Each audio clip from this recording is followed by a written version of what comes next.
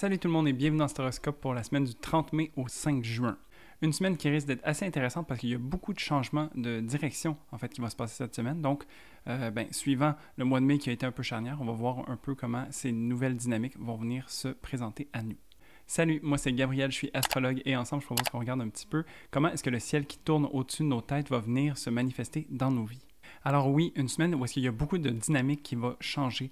Peut-être que ça va faire du sens aussi spécialement parce qu'on a terminé la semaine dernière sur un bang avec Mars et Jupiter qui ont entré en conjonction dans le signe du Bélier. Donc, j'espère que ça s'est bien passé pour vous. Un transit qui est très énergique et qui peut être prompt à la colère. Donc, j'espère que ça s'est bien passé pour vous. Donc, ici, c'est comme si on vivait un petit peu les répercussions de ce mouvement un peu explosif et puis qu'on voyait un peu qu'est-ce que ça vient déstabiliser. En somme, la Lune va se déplacer entre le Gémeaux, le Cancer et le Lion. Alors, on va regarder ça ensemble.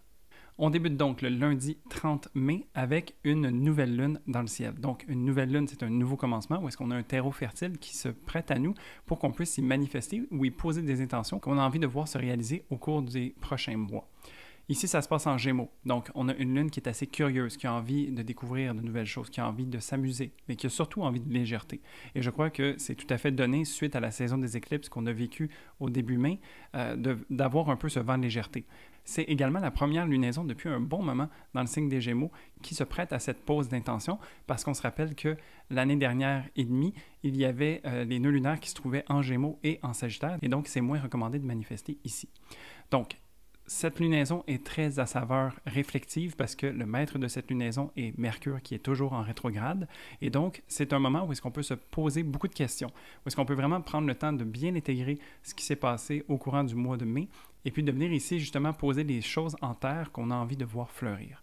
C'est à travers une belle réflexion et c'est très mûri, je crois, comme intention que l'on peut poser. Et puis, les choses vont se déployer lentement mais sûrement. Si tu as envie, j'ai une vidéo spécialement sur cette lunaison aussi pour voir un petit peu plus en détail qu'est-ce qui va se passer. Et puis sinon, je t'invite à regarder dans ta carte astrologique où se trouve le Gémeaux pour savoir quelle maison va être activée et donc voir où est-ce que ces intentions vont pouvoir être semées. Ensuite, le mardi 31 mai, on a une journée qui risque d'être un petit peu mélangeante, mais sans pour autant qu'on a l'opportunité de bien faire du sens de cette confusion.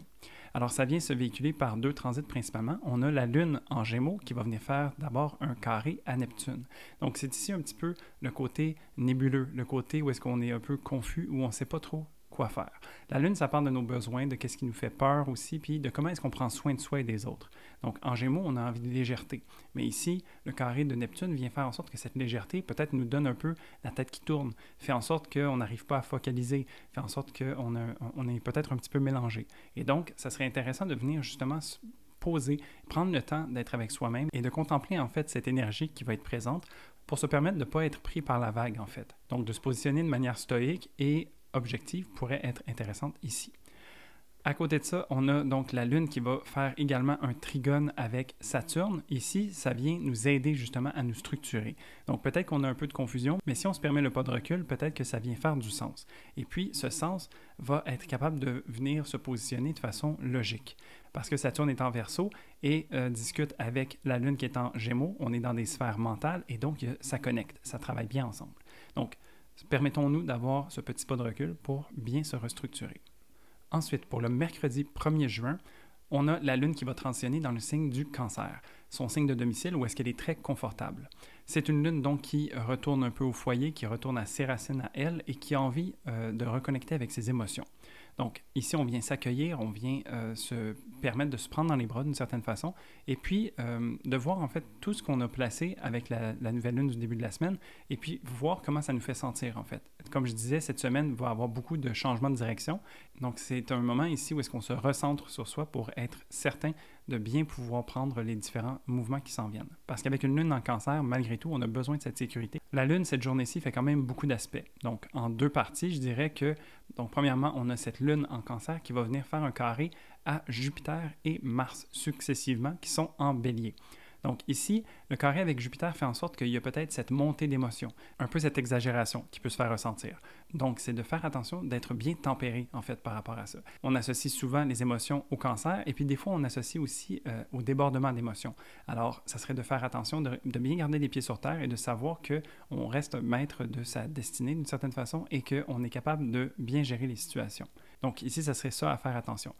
Néanmoins, c'est quand même très positif comme transit et ça peut être vécu où est-ce qu'on a ce désir d'avancer, ce désir de faire quelque chose qui peut venir ici se faire ressentir. Parce que la Lune, c'est nos besoins et puis Jupiter a envie d'aventure et puis dans le signe du Bélier, est très fougueux. Donc peut-être qu'il y a justement un besoin qui se fait ressentir et puis Jupiter a envie d'y aller, a envie de découvrir qu'est-ce qui se cache et comment est-ce qu'on pourrait répondre à ce besoin-là. Et puis, ça vient travailler de pair avec Mars, qui est également en Bélier et qui est lui aussi au carré de la Lune. Le carré entre la Lune et Mars est un petit peu plus conflictuel parce que Mars représente une planète qui nous amène des défis, qui nous demande de trancher et d'être un peu plus combatif. Alors ici, peut-être que justement, on a envie d'une part d'aller chercher qu'est-ce qui nous fait plaisir et qu'est-ce qui nous ouvre l'esprit, mais de l'autre, avec quoi est-ce qu'on a besoin de couper, t'sais? Et il y a peut-être cet inconfort qui va venir se faire ressentir. Quand je parlais que la Lune est bien au foyer ou à la maison, bien justement, peut-être que de sortir fait en sorte qu'on a besoin de couper avec cette sécurité que représente la maison pour aller à l'extérieur, qui est un petit peu plus, on va dire, inconfortable. Donc, peut-être qu'il y a ici ça à jauger, mais ultimement, il y a quand même un potentiel intéressant de vouloir initier quelque chose ici. Et puis, ben, malgré qu'il y a un peu de tension, l'opportunité est là de pouvoir agir selon ce qui est important pour soi. À côté de ça, on a donc la Lune qui va faire un sextile avec Vénus. Vénus qui est en Taureau, donc elle est très confortable aussi. Et la Lune également qui est très confortable aussi dans son domicile. Alors ici, on a deux planètes qui sont très confortables et qui travaillent ensemble. Donc, c'est porteur d'énergie et c'est porteur d'opportunités ici. Alors, comment est-ce qu'on peut allier, en fait, toutes ces tensions et tout ce qui se passe dans cette journée-ci? D'une part, on a l'aventure, d'autre part, on a envie de couper peut-être. Et puis ici, comment est-ce qu'on vient faire un sens de tout ça? Comment est-ce qu'on trouve une harmonie? Donc, c'est un petit peu ça qui nous est proposé ici. Ensuite, pour le jeudi 2 juin, pas grand-chose qui se passe dans le ciel. On a simplement la Lune qui va faire un sextile avec Uranus.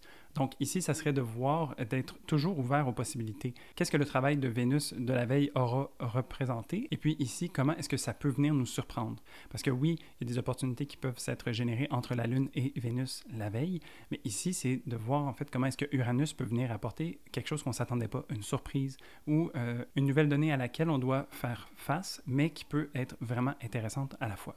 Donc, c'est comme ça qu'on peut voir ça. Ensuite, pour le vendredi 3 juin, c'est une journée quand même assez costaude où est-ce qu'on a le premier changement de direction. Donc, on a Mercure qui redevient direct. Alors, Mercure, qui était dans sa réflexion, qui a commencé même sa rétrogradation dans le signe du Gémeaux et qui est maintenant rendu en Taureau, vient amorcer en fait son mouvement vers l'avant. Alors toutes les réflexions, toutes les prises de conscience ont été faites et puis à partir du Taureau, on les met en terre.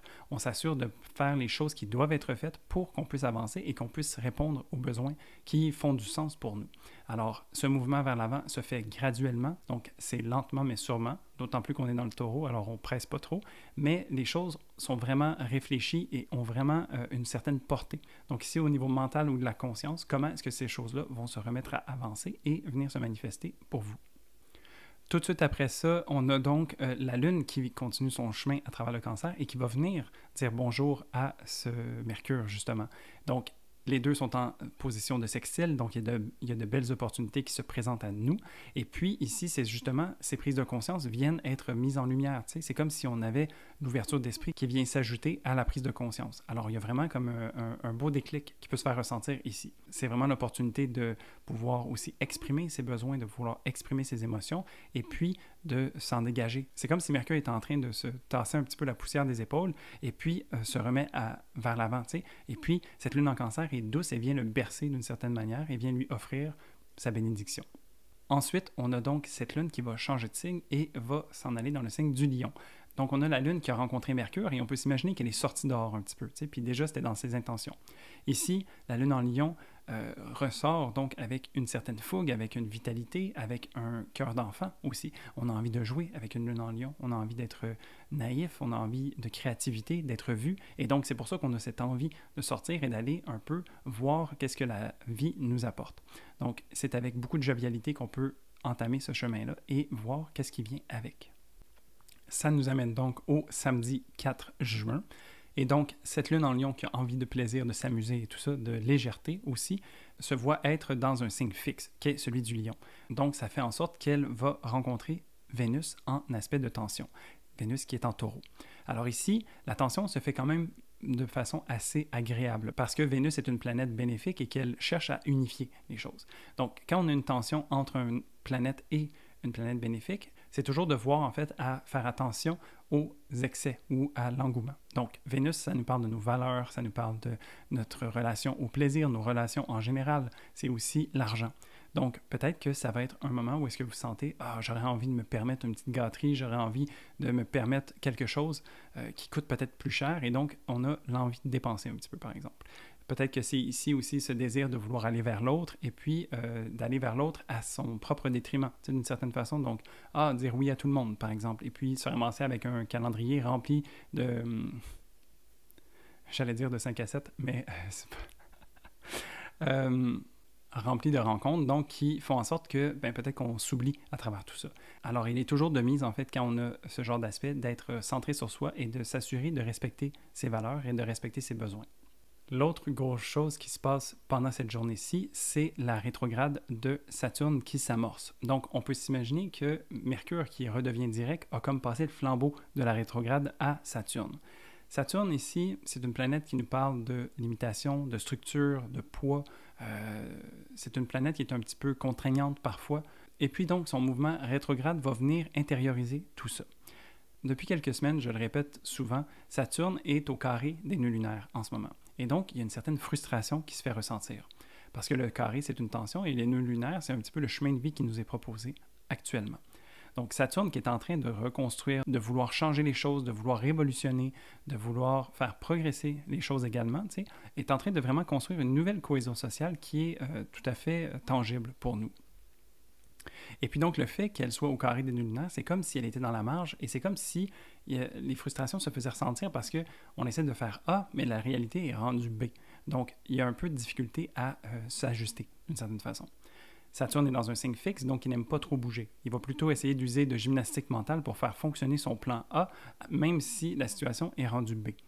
Donc, le fait que Saturne retourne à l'intérieur, qu'il soit en période de rétrograde, c'est comme s'il se permettait de prendre un pas de recul. Il va dire, bon, c'est bon, il y a beaucoup de choses nouvelles. Il y a eu 5 mois qui ont passé depuis le début de l'année, et donc, peut-être que j'ai besoin de changer les plans. Donc, ici, on peut s'imaginer que maintenant, il prend la décision de reconsidérer et de se permettre de voir les choses sous un autre angle de vue. Donc, je crois que ça va faire du bien, ultimement, d'avoir cette pause avec Saturne ou plutôt avec ce travail qui va être focalisé plus à l'intérieur. Parce que ce qu'on est capable de faire à l'intérieur va également avoir sa répercussion à l'extérieur, en effet de miroir. Donc, au lieu d'essayer de changer l'image que l'on voit à travers le miroir, on va travailler sur soi pour que de l'intérieur, il puisse avoir une transformation. Donc, on peut voir ça comme ça. C'est un transit, ça, qui dure quand même assez longtemps. Donc, c'est un transit qui va durer jusqu'à la fin octobre, si je ne m'abuse. Donc, on a vraiment un bon travail intérieur à faire à ce niveau-là. Et pour finir, le dimanche 5 juin, on va avoir une journée un petit peu plus frustrante. Donc, on termine la semaine un petit peu sur une note un peu aigre-douce, je peux dire. Mais donc, on a cette lune en Lion qui a envie de légèreté, qui a envie de s'amuser et tout ça. Et puis, elle rencontre les deux planètes donc, qui ont changé de direction. Et donc, quand les planètes sont en train de changer de direction, elles sont un peu plus potentes. Elles ont plus d'énergie et elles sont capables de déployer leur force plus grandement.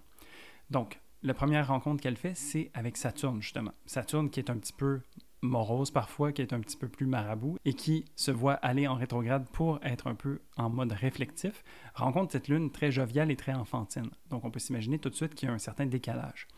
Ici, c'est de voir comment est-ce qu'on peut répondre aux besoins de l'un et de l'autre pour trouver, en fait, l'étendue du spectre et savoir où est-ce qu'on a envie de se situer.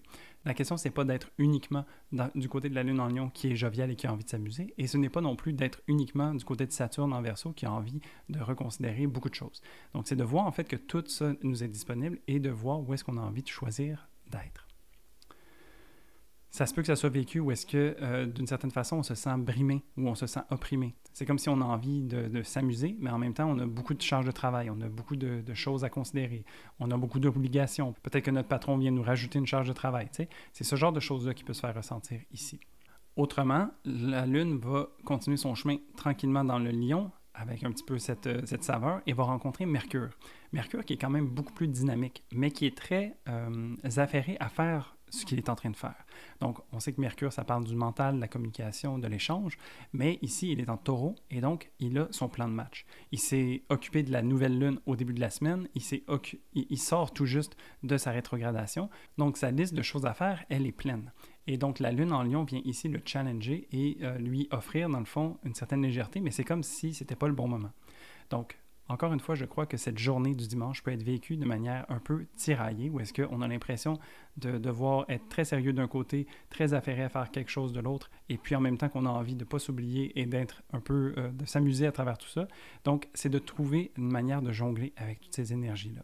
Ce sont toutes des énergies fixes, donc je propose comme toujours de vous permettre d'avoir un point de vue fixe, d'une certaine façon, immobile, où est-ce que vous pouvez observer, en fait, vous pouvez vous observer à travers ces différentes facettes et voir que chacune d'entre elles a sa raison d'être. Et puis, en faisant cet exercice-là, vous vous permettez de prendre conscience des différentes perspectives qui coexistent, et puis, à travers ça, ça vient juste unifier un petit peu le tout. Donc, ici, après avoir fait cet exercice-là, vous allez peut-être être capable d'avoir un peu l'heure juste, et puis savoir comment est-ce que vous avez envie de naviguer à travers tout ça. Et donc, voilà, ça fait le tour de cette semaine. Ça finit un petit peu, comme je disais, sur une saveur aigre-douce, mais je crois quand même que tous les changements qui se font ressentir au travers de cette semaine-là vont faire du bien. Donc, on a la rétrograde de Saturne qui, je crois, va venir faire ce qu'elle doit faire à l'intérieur. On a Mercure qui est aussi affairé à mettre en place beaucoup de choses.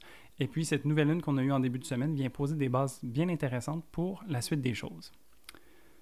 Si tu as aimé cette vidéo, n'hésite pas à y mettre un pouce, ça aide beaucoup l'algorithme de YouTube. Tu peux aussi t'inscrire à la chaîne si ce n'est pas déjà fait. Si c'est fait, ben merci beaucoup. Et puis, en commentaire, je serais curieux, est-ce que vous avez des intentions particulières par rapport à cette nouvelle lune? Est-ce que la rétrograde de Mercure, vous êtes content que ça soit terminé ou est-ce que vous avez tiré certaines conclusions? Et puis, allons-y. Qu'est-ce que vous anticipez peut-être par rapport à la rétrograde de Saturne qui s'amorce? Donc, on peut échanger sur n'importe quel de ces sujets dans les commentaires en dessous. Je serais vraiment content de pouvoir faire ça avec vous. Et puis sinon, je vous souhaite une très belle semaine et puis je vous dis à la prochaine pour un prochain horoscope. Salut!